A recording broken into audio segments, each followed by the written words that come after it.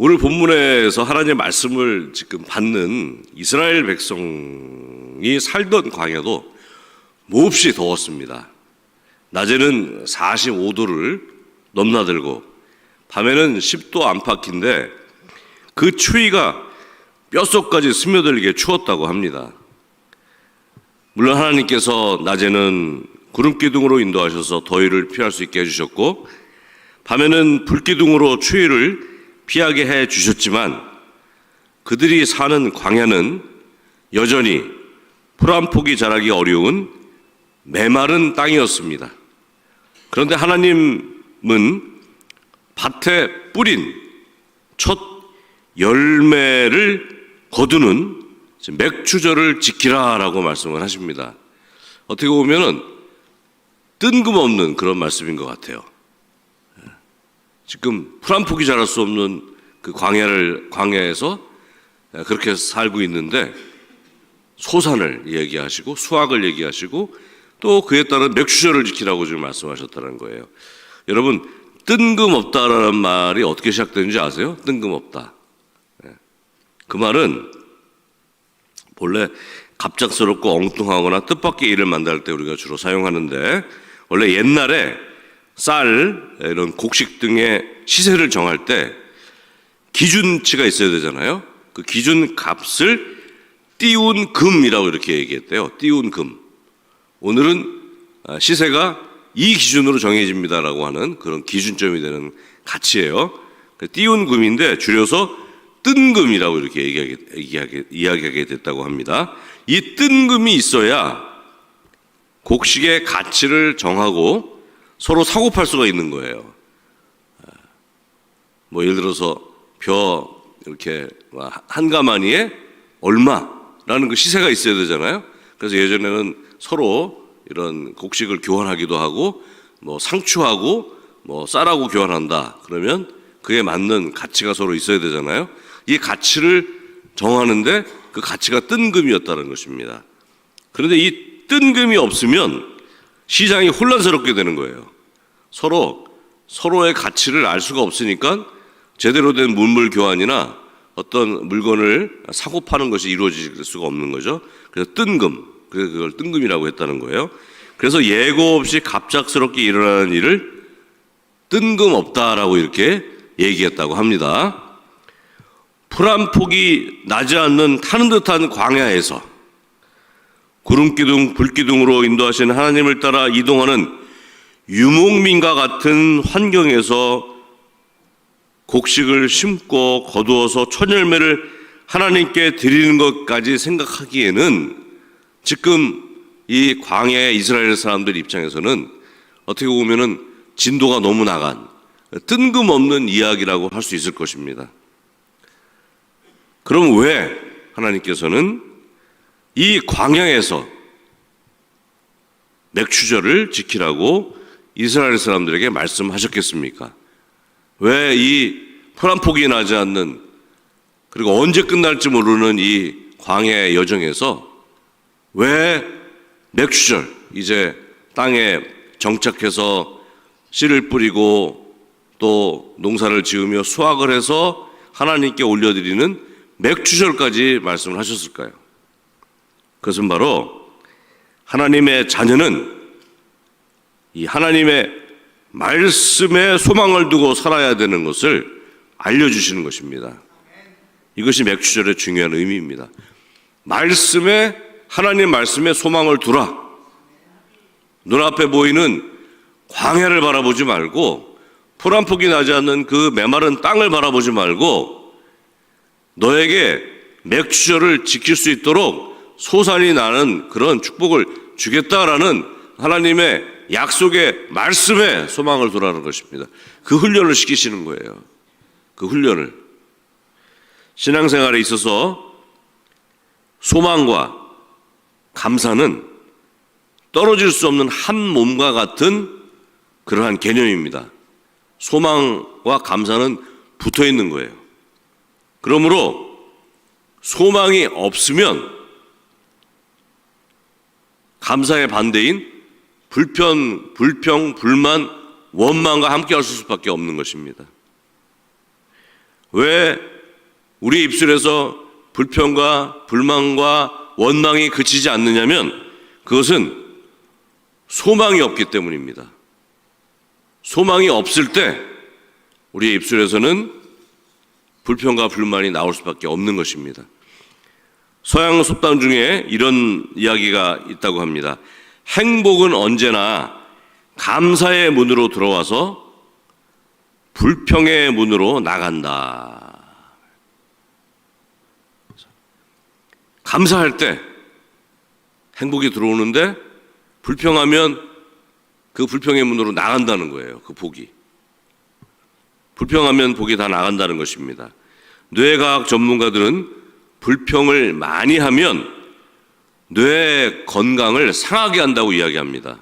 계속 내가 불평, 불만을 이야기하면 그 소리가 내 귀에 들리고 내 뇌로 들어가서 내 뇌로 하여금 자꾸 그런 상황을 불평하고 불만하게 하는 상황 속에 살게 한다는 거예요. 그래서 이제 뇌에 별로 좋지 않은 영향을 끼치게 되고, 또 한 가지 불평, 불만은 전염성이 굉장히 강합니다. 그래서 그 불평, 불만을 계속 이야기하면 주변 사람들까지도 기분이 나빠진다는 거예요. 그래서 불평, 불만의 늪을 만드는 겁니다. 자기 뇌 속에도 계속 불평, 불만이 자리 잡고 또 자꾸 얘기하니까 어때요? 주변 사람들도 계속 그런 불평, 불만의 늪 속에 서로 갇히게 돼서 나중에 그 상황에서 헤어나지 못하고 불평 가족을 만들고 불평 마을을 만들게 된다는 것입니다. 불평 가정, 불평 마을. 여러분들의 가정은 지금 어떠십니까? 네.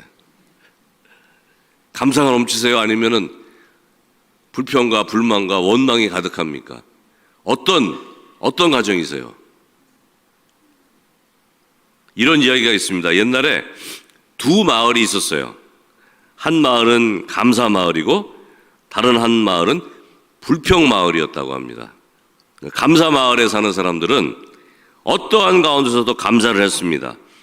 봄이 되면 그 피는 꽃에 감사했고, 여름이 되면 그 무성한 잎에 감사를 하고, 또 가을에는 추수하는 것에 대해서 감사하고, 겨울에는 비록 겉으로 보이는 나뭇가지는 앙상하지만 그 뿌리가 튼튼한 것에 대해서 감사를 했다는 것입니다. 반면에 불평마을 사람들은 무엇이든지 불만이고 무엇이든지 근심하고 무슨 일이 생기면 매사에 분노하고, 또 좋은 일이 일어나도 혹시 금방 잘못된 일이 다시 나쁜 일이 일어나지 않을까 그렇게 걱정하며 불평을 하며 살았다고 합니다. 광야에서 이스라엘 백성들도 끊임없이 불평과 불만과 원망을 쏟아냅니다. 물이 없다고 불평하고, 먹을 것이 없다고 원망하고, 고기가 없다고 또 틈만 나면 이렇게 불평과 불만과 원망의 소리를 쏟아냈습니다. 소망이 없기 때문에 그래요. 원인은 소망이 없기 때문입니다. 우리 입술에서 불평, 불만과 원망이 자주 나오는 것은 소망이 없다는 것입니다. 나에게 미래가 없다는 거예요. 그러니까 불평과 불만이 나올 수밖에 없는 것입니다. 광야 이스라엘 백성들이 왜 불평, 불만을 그렇게 쏟아냈냐면 현재도 광야고 그들에게는 미래도 광야였던 거예요. 그러니까 오죽하면 종살이 하던 과거로 돌아가려고 하겠습니까? 틈만 나면 원망, 불평하며 다시 애굽 땅으로 가려고 하지 않았습니까? 그 종살이 하던 과거가 오직하면 그들에게 소망이 됐으면 그들의 이 삶에는 원망과 불평이 떠나지를 않는 거예요. 소망이 없었던 것입니다. 광야예요, 그냥 광야. 눈앞에 보이는 게 광야인데 미래도 광야라고 생각한 것입니다. 이런 상황을 잘 아시는 하나님께서 이스라엘 백성들의 불평, 불만을 근본적으로 고칠 수 있는 그 바로 비결, 오늘 소망을 이 맥주절을 통해서 알려주셨던 것입니다. 광야를 보지 말고 내가 이야기하는 말씀을 듣고 그 말씀에 소망을 가져라 라는 거예요.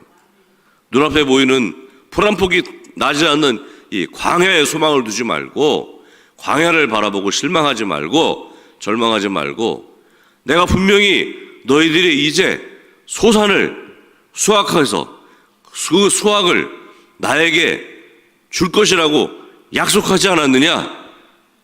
그 약속의 말씀에 소망을 두고, 그리고 오늘을 견뎌라, 그렇게 힌트를 주신 거예요. 사실 비결을 말씀하신 것입니다.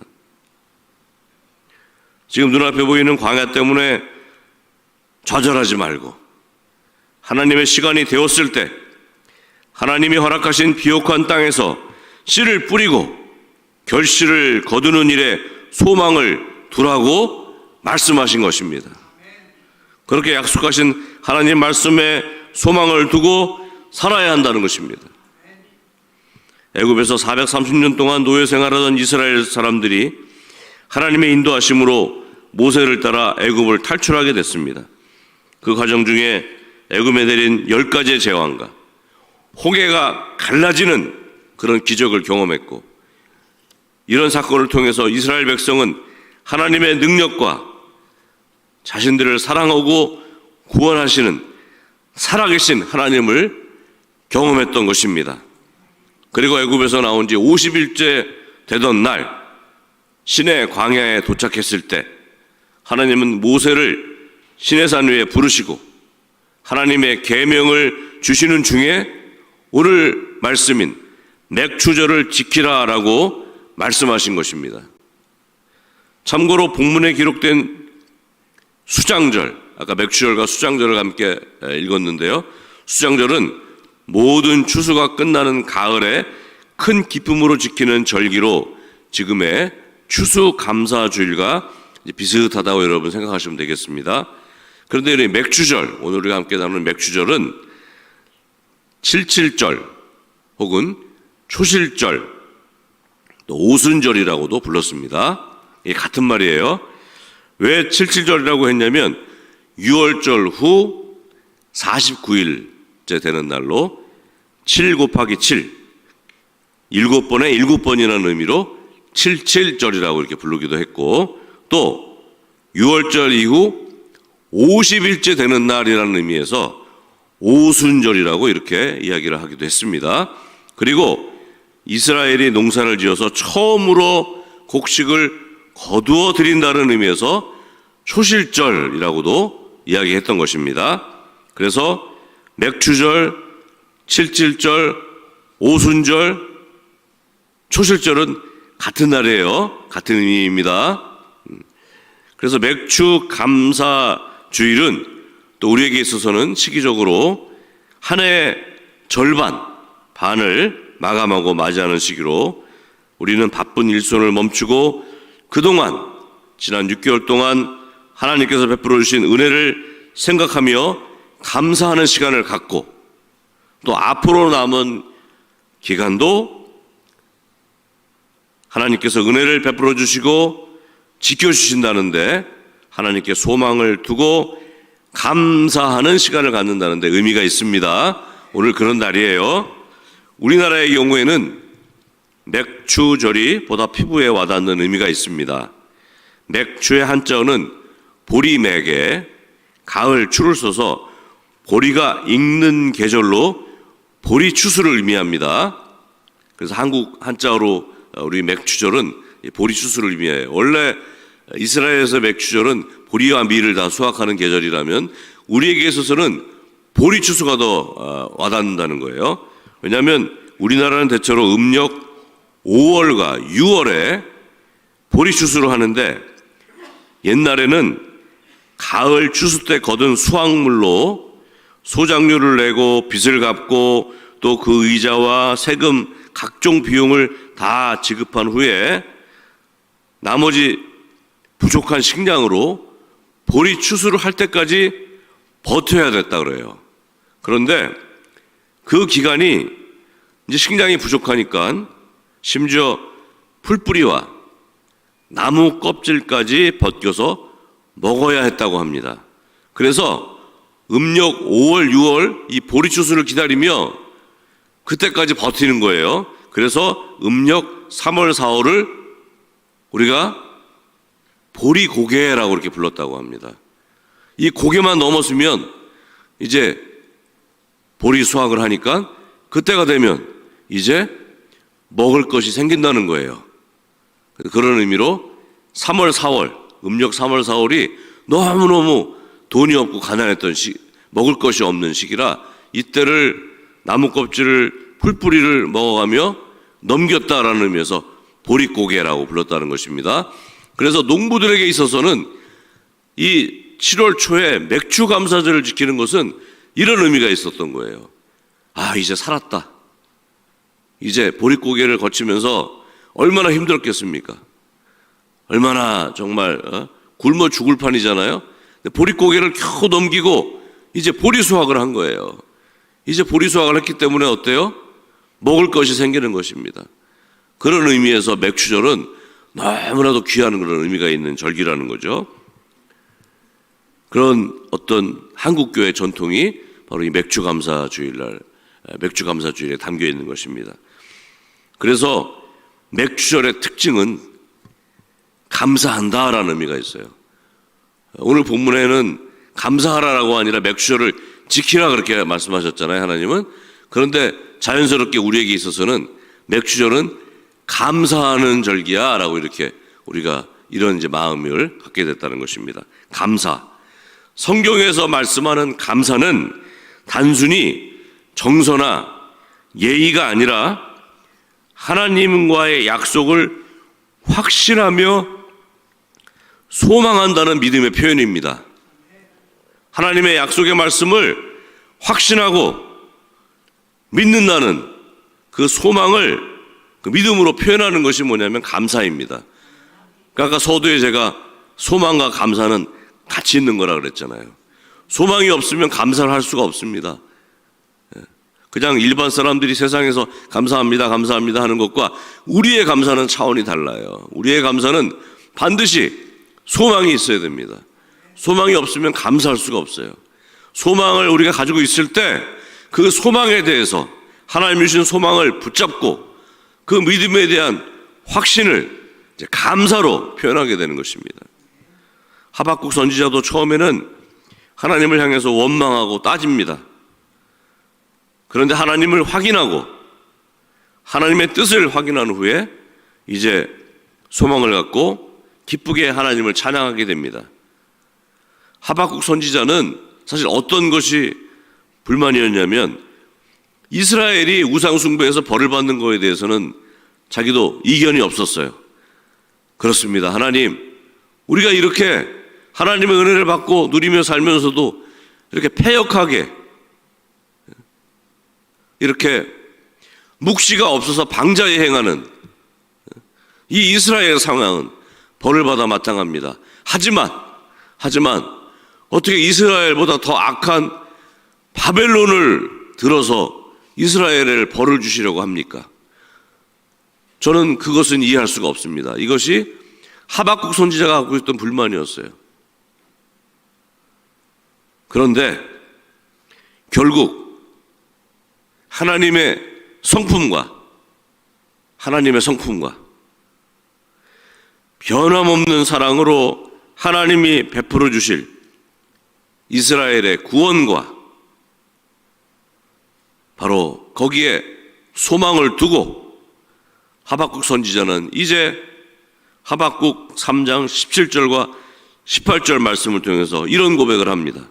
비록 무화과 나무가 무성하지 못하며 포도나무에 열매가 없으며 감람나무에 소출이 없으며 밭에 먹을 것이 없으며 우리의 양이 없으며 외양간에 소가 없을지라도 나는 여호와로 말미암아 즐거워하며 나의 구원의 하나님으로 말미암아 기뻐하리로다.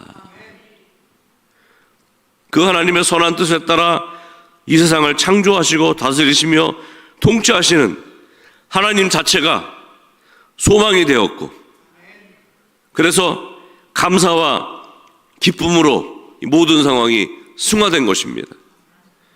하나님이 주시는 미래의 소망이 오늘의 결핍을 충분히 극복하게 한 비결이 된 것입니다.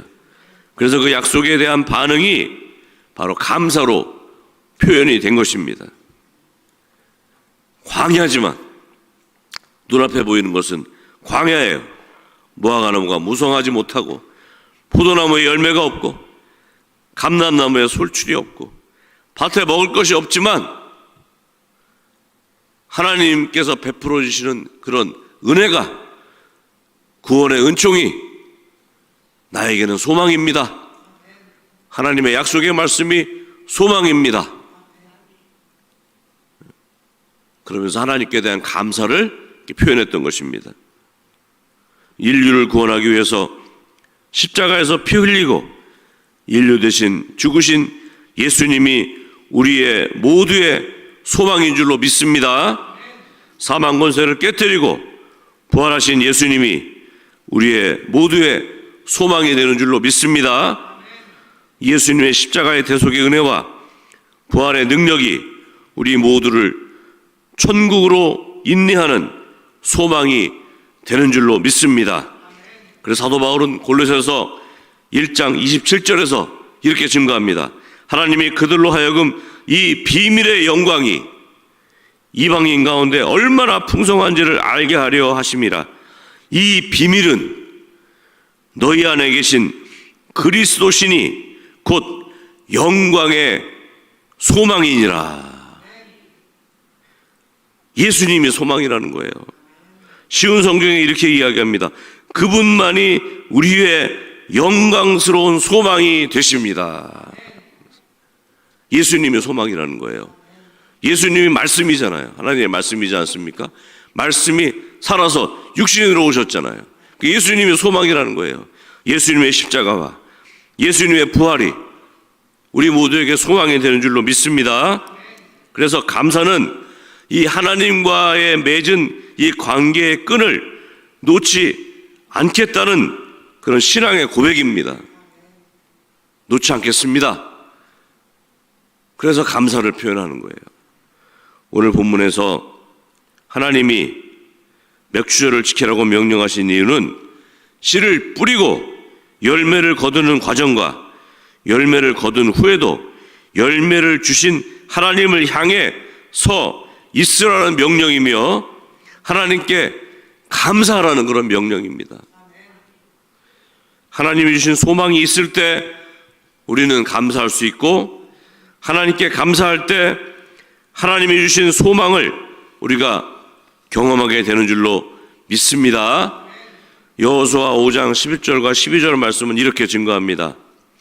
6월절 이튿날에 그 땅의 소산물을 먹되 그날에 무교병과 볶은 곡식을 먹었더라. 또 그 땅의 소산물을 먹은 다음 날에 만나가 그쳤으니 이스라엘 사람들이 다시는 만나를 얻지 못하였고 그 해에 가나안 땅의 소출을 먹었더라. 광야에서 만나를 내려주셨던 하나님이 이제 약속하신 대로 약속의 땅에서 새로운 소산물을 먹게 하셨다는 말씀입니다. 그때 먹은 소산물이 그들이 농사를 지은 후 첫 번째 수확물이었는지 아니면 가나안 땅에 이미 심겨져 있었던 것인지는 분명하지 않지만, 그러나 분명한 것은 이제 수고하여 밭에 뿌린 첫 열매를 거두는 것이 어떤 것인지를 이제 분명하게 알게 되었다는 것입니다. 하나님의 약속하신 새로운 땅, 이제 농사를 지을 수 있는 그 젖과 꿀이 흐르는 땅에서 이제 소산물을 어떻게 경작하고 그 소산물을 어떻게 하나님께 드리는 것인지를 피부로 이제 분명하게 깨닫게 되었다는 것입니다. 그래서 하나님의 백성이 먹는 음식은 단순히 음식이 아니라 하나님의 말씀, 하나님의 약속이라는 사실을 분명하게 깨닫게 되었다는 것입니다. 하나님이 그 광야에서 맥추절을 지키라 라고 하셨던 그 약속이, 그 말씀이 이제 그들이 그 수확물을 먹으면서 분명하게 이제 깨닫게 된 것입니다. 그래서 그들이 먹는 음식은 단순히 먹는 음식이 아니라 바로 하나님의 말씀이고 하나님의 약속이었던 것입니다. 그 약속이 성취된 거예요. 그 소망이 이루어진 것입니다. 그래서 마태복음 4장 4절에서 예수님 말씀하십니다. 예수께서 대답하여 이르시되 기록되었으되 사람이 떡으로만 살 것이 아니요 하나님의 입으로부터 나오는 모든 말씀으로 살 것이라 하였느니라. 우리는 말씀으로 사는 사람인 줄로 믿습니다. 우리는 떡을 먹고 사는 사람이 아니에요. 하나님의 말씀을 먹고 사는 사람들입니다. 그래서 이스라엘 사람들에게 말씀으로 소망을 주신 하나님께서 우리 모두에게도 하나님의 말씀으로 지금 이 순간에 우리에게도 소망을 주시는 줄로 믿습니다. 하나님의 말씀으로 우리에게 천국의 소망을 주시고 하나님의 말씀으로 우리에게 예수 그리스도를 통한 구원의 소망을 주시고 하나님의 말씀으로 우리에게 하늘의 소망을 주십니다. 그러므로 우리는 늘 하나님 나라 백성답게 성경 말씀을 붙잡고 성경에 펼쳐진 하나님의 약속을 가슴에 품고 살아야 될 줄로 믿습니다. 성경 말씀을 붙잡고 가슴에 품어야 돼요. 영혼의 관절과 골수에 새겨야 될 줄로 믿습니다. 그래서 그 약속의 말씀이 나의 삶을 주장하여 나에게 있어서 새로운 피조물로서의 새로운 삶, 새로운 기적으로 그 말씀이 인도하실 줄로 믿습니다. 광야에서는 아무것도 안 보여요. 하지만 하나님의 약속으로 그렇게 소망을 주셨을 때 그 약속이 성취되지 않았습니까? 너무너무 기쁘게 그 수확된 소산물을 하나님이 주신 그 수확을 말씀으로 소망을 주신 수확을 감사함으로 드릴 수 있지 않았습니까? 여러분 지난 세월들을 한번 생각해 보세요. 우리가 누구의 은혜로 살았습니까? 누구의 능력으로 지금까지 우리가 이렇게 버티고 살고 있습니까? 이 광야 같은 세상에서 누가 우리에게 손을 내밀어주고 누가 우리를 지켜주고 우리를 보호하십니까? 보호하고 있습니까? 오직 하나님께서 하나님의 말씀이 우리의 소망이 되고 내 발의 등이며 내 길에 빛이 되는 줄로 믿습니다. 하나님 말씀의 소망을 가지시고 말씀을 볼 때마다 그냥 오늘 그냥 성경 또 읽는구나가 아니라 이 말씀이 나에게 소망이고 이 말씀이 있어야 내 입술에서 불평불만이 안 나오고 이 말씀이 있어야 내 입에서 감사가 나오고 이 말씀이 있어야 내가 소망을 갖고 산다는 그런 긴박하고 그런 간절함을 가지고 하나님의 말씀을 붙잡고 사는 저와 여러분 되시기를 주의 이름으로 축원합니다. 그래서 그 말씀이 소망이 돼서 주변에 소망을 전하는 저와 여러분 되시기를 주의 이름으로 축원합니다. 우리의 입술은 그냥 입술이 아니라 소망을 전하는 입술이 되어야 될 줄로 믿습니다. 소망을 전해야 돼요. 소망의 마을을 만들어야 됩니다. 감사의 마을을 만들어야 되는 것입니다. 절대로 우리가 불평 마을의 주인이 돼서는 안 됩니다. 소망의 마을, 어떠한 상황에도 소망을 잃지 말고 소망의 말을 전하는 우리 입술이 되기를 바랍니다. 그 소망으로 인해서 범사에 감사하는 삶을 사는 저 여러분 되시기 바랍니다. 그 길이 맥추절을 지키라는 하나님의 말씀에 순종하는 길인 줄로 믿습니다. 기도하겠습니다. 하나님 감사합니다. 우리에게 천국의 소망을 주시며 모든 일에 은혜를 베풀어 주신 아버지 하나님, 그리고 언제나 우리를 지켜주신 하나님께 감사를 드립니다.